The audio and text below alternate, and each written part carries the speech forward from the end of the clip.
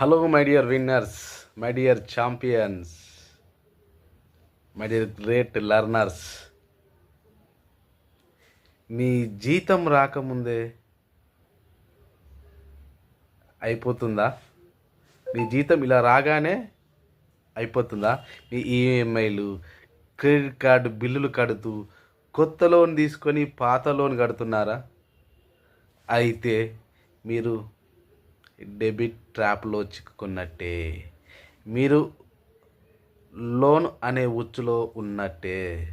ఇది మీ సేవింగ్స్ని జీరో చేస్తుంది, కుటుంబంలో మీకు టెన్షన్ పెంచుతుంది, భవిష్యత్తు కలలను చెరిపేస్తుంది. మీకు వచ్చే శాలరీ కంటే మీరు కట్టే అప్పులు లోన్స్, ఈఎంఐలు, కార్డ్స్, పేమెంట్స్ చాలా ఉన్నాయి. ఇది మిమ్మల్ని, మీ జీవితాన్ని, మీ కలలని చెరిపేస్తుంది. కానీ బయటపడే మార్గం ఉంది మై డియర్ ఫ్రెండ్స్. 30 రోజుల అవసరం లేని ఖర్చులు ఆపండి.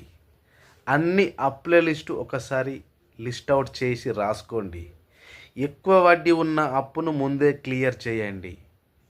అండ్ ఒకటే ఇన్కమ్ మీద ఎప్పుడు మీరు ఆధారపడకండి.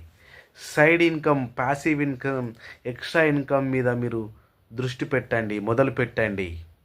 కనీసం 3 నెలల నుంచి 6 నెలల ఎమర్జెన్సీ ఫండ్ను మీరు క్రియేట్ చేయాలి. ఆ ఎమర్జెన్సీ ఫండ్ మీకు ఉద్యోగం ఒకవేళ ఆపేసిన, బిజినెస్లో లాస్ వచ్చిన 3 to 6 months మీరు మీ ఇంటి అవసరాలకు, మీ కుటుంబ అవసరాలకు, మీ అన్ని ఖర్చులకు సరిపడా 3 to 6 months ఎమర్జెన్సీ ఫండ్ మీరు క్రియేట్ చేసుకోండి. గుర్తుంచుకోండి, అప్పు ఉండడం కాదు సమస్య, కానీ ఆ అప్పును నియంత్రించకపోవడమే పెద్ద సమస్య.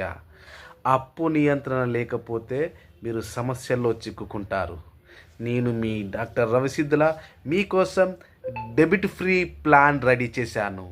దాన్ని పొందాలంటే మీరు కామెంట్ చేయండి, డెబిట్ ఫ్రీ అని కింద టైప్ చేయండి.